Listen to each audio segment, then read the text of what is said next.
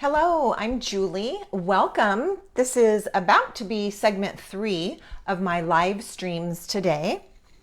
There was a segment at 12 o'clock and 12:30, and now this is the 1 o'clock segment where we are going to be talking about the basics of inks. If you missed the previous lives, don't worry, because I'm going to make sure to put those on my YouTube channel, and you'll be able to see the replays of those as soon as they are up on YouTube. So if you've missed and perhaps you are already watching the replay of this now, then welcome and thanks for tuning in.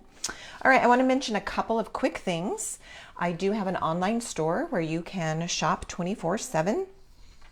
That is at this site here.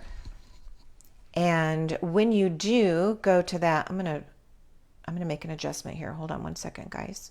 Okay. When you go to that online store to make any purchases of Stampin' Up! Products, then I ask you at the checkout screen if you would type in the current host code. Now, right now, the current host code is this one. After you type it into the box, you do need to hit the little box that says apply.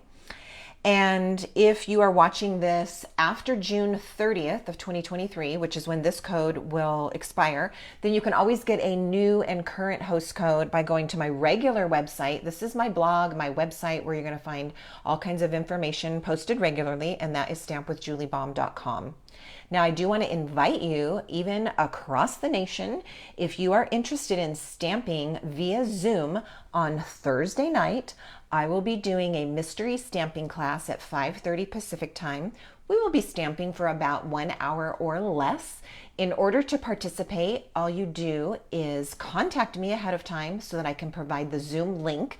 I will also provide you the clues, and basically the first few clues are what products to gather from your own stash of crafting products so that you will be ready to begin the project at 5:30 that evening. So we already have a number of people who are going to be joining, and I would love to have you as well. So please contact me and I can get you set up with that Zoom link.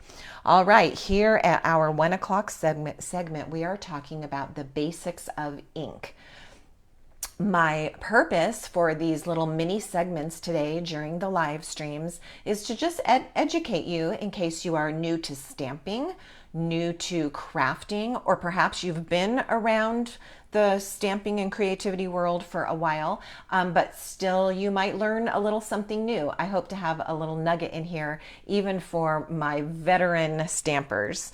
So we're going to be talking about the basics of ink. All right, let's start with ink pads. So these are our regular ink pads. They are known in the Stampin' Up! Catalog and the Stampin' Up! World as Stampin' Pad, but most of us know what an ink pad is, and so I will usually just call it an ink pad. So there are multiple colors of our regular Stampin' Up! Ink pads, and a quick note about these pads: they are dye ink. That is the type of ink pad they are. And when you stamp with a dye ink, it typically stamps onto the paper, soaks in quite quickly, and is dry to the touch almost immediately after stamping. So let me show you how our ink pads work. They pop open, ladies, like a compact, and then you flip the top part over and slide it and lock it into place. Now, I do recommend those steps when you're using your ink pad. Sometimes I will see students in classes get this far, they'll pop it open, they'll do this, and then they'll be stamping with it like this. It can just rock and not be the best practice to do that. So I do recommend that you snap it into place to use with your stamps, and then when you are done stamping and you're going to close up the ink pad, it simply slides away from you and flips and snaps shut. Now, something that's brilliant about the design of our ink pads is, as you've noticed probably, once this is closed, the surface of that ink pad is actually sitting upside down, which means that all that gooey ink surface when you're ready to stamp is right there on the surface. So I think that that is a brilliant aspect of our ink pads. Now, another thing about our ink pads is once they start to, I was going to say dry out, they don't tend to dry out unless you really abuse them, like leave them sitting open for a long time, like days. But what does happen is, of course, you start using up the ink. So you'll begin to find that you either have maybe a drier spot on your ink pad, or maybe even the color is no longer really the intensity of the color that it's supposed to be. And so instead of having to throw away your ink pad and replace it, we offer re-inkers. This is ink in a bottle that you simply are able to add this ink to the surface of the ink pad, let it soak in, and you're able to continue using that same colored ink pad, saving you really a lot, because a few drops of ink from your re-inker is going to last a long time. You will re-ink a pad many times over before you've ever either used this up or completely exhausted an ink pad. Most of my ink pads I have had for decades. The only reasons I don't have some others is just because of how colors rotate in and out. All right, so that is a regular dye ink pad. I'll also mention one more thing. This is Granny Apple Green. It happens to be one that opens and slides very easily. You can see I can just do it just with a tap. Some of the ink pads, or sometimes a new ink pad, might be a little bit more stiff. So don't let that concern you. Let me see if I can find one. This one is a newer one. It's a little bit more stiff, so that popping open stage took a little bit more effort. And then this took a little bit more effort too. All right, it's just the nature of the way that the mechanism works. Once you've used it a few times, it usually begins to slide with much ease. All right, so those are the regular ink pads. Then we also have what is considered a pigment dye ink pad. So a pigment pad is very different from the dye inks. The dye inks, as I said, once you stamp them, they're dry almost immediately. The pigment inks are designed to really do the opposite, to not dry very fast. They're a very thick ink. They don't dry very fast, and they're typically used only for special techniques. You wouldn't typically use a pigment ink pad just for your everyday stamping. With that said, in the stamping and crafting world, there are lots and lots of colors of pigment pads. In our catalog, we offer very few because, again, the techniques that lend themselves to these pigment pads are kind of unique, and so you can get a lot of mileage out of just a few pads. Let me explain. A Versamark pad is essentially a colorless ink pad. When this is stamped onto your paper, it doesn't really leave an image. You might be able to see it at an angle. It's almost an invisible image, but the ink on the paper stays wet. So what happens is, because that ink is staying wet, you have time, and we're not talking technique right now, but at that moment you have time to add your embossing powder and get ready for your heat embossing step, because the wetness of the ink allows you the time to do that. So in the Stampin' Up! Catalog, we offer the Versamark ink pad, which does have other applications as well, but this is a pigment pad. We also have now mine is very old, mine is ancient. The current Pigment Whisper white ink pad doesn't look like this. It's in a current case. This is a very old one, so this works differently, but the ink is the same. This is a white ink. Again, it's a pigment ink, so that you can stamp with this ink, have time to attach your embossing powder, if that's the method that you're going to use, before it dries out. Now, our white ink, when you purchase it, the ink pad is actually uninked, and it comes with the white ink bottle, and you ink it yourself. Then you already have the ink to re-ink it. So there's, again, just touching on the basics today of a regular dye ink pad, and then you have these pigment pads, which are often used for heat embossing. There's another kind of ink pad that I don't have here to show you, but it is in the catalog, and it's called a Stays-On pad.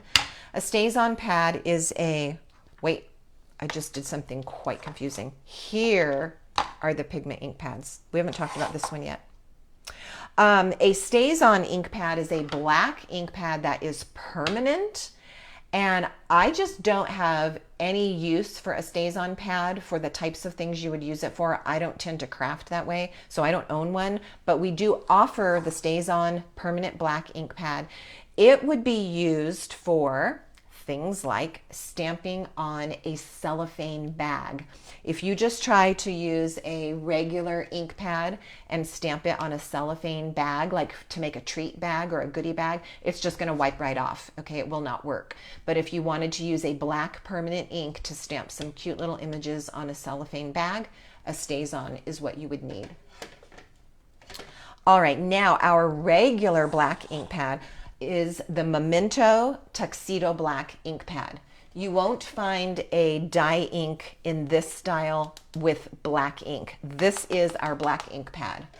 All right. It comes also, is available with a re-inker, so you can re-ink this pad as well, and there is the economical way to do it.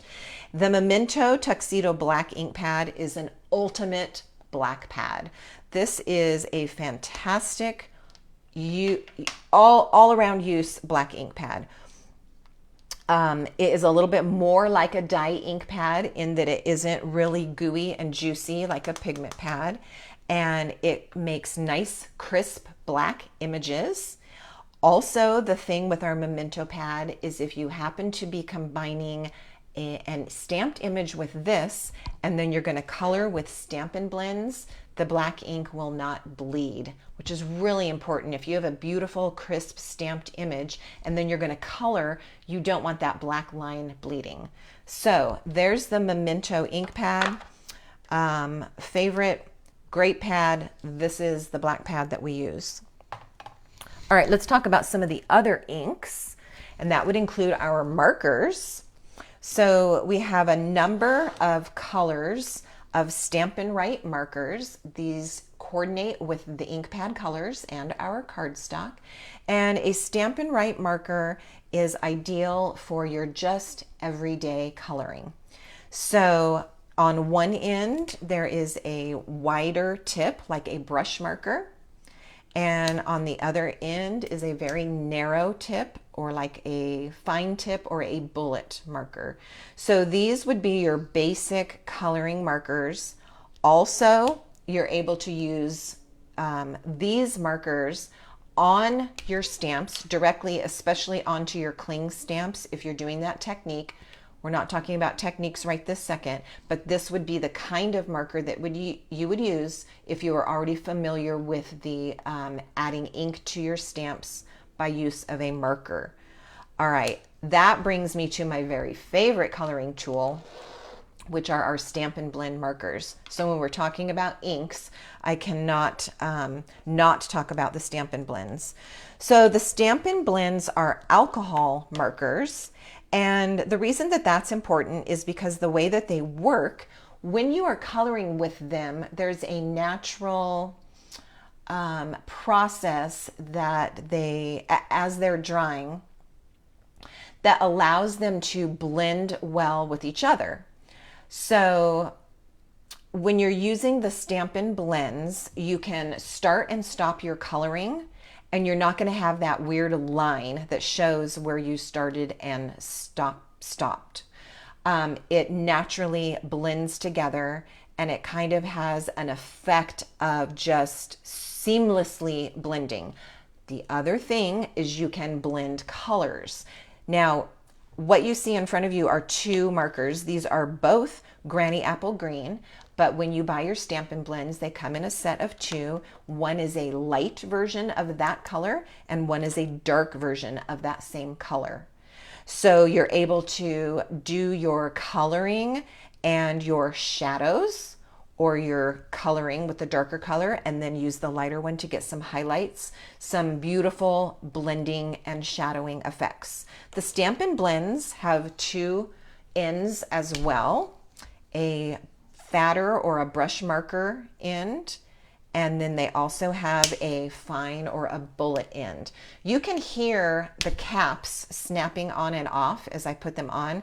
That is really essential because you don't want to misuse your Stampin' Blends, your alcohol markers, because these will dry out. So you want to make sure that when you're done using your Stampin' Blends that you place the caps back on, and you should hear those click to make sure that they are sealed and closed nice and tightly. So Stampin' Blends, we'll talk a little bit more when we get to our segment on techniques, and that's at the 2 o'clock hour. But that kind of wraps up our basic discussion of inks. Thank you so much for watching this. I'm going to be signing off, and I will be starting another live stream at 1:30, and we're going to talk about tools. See you then.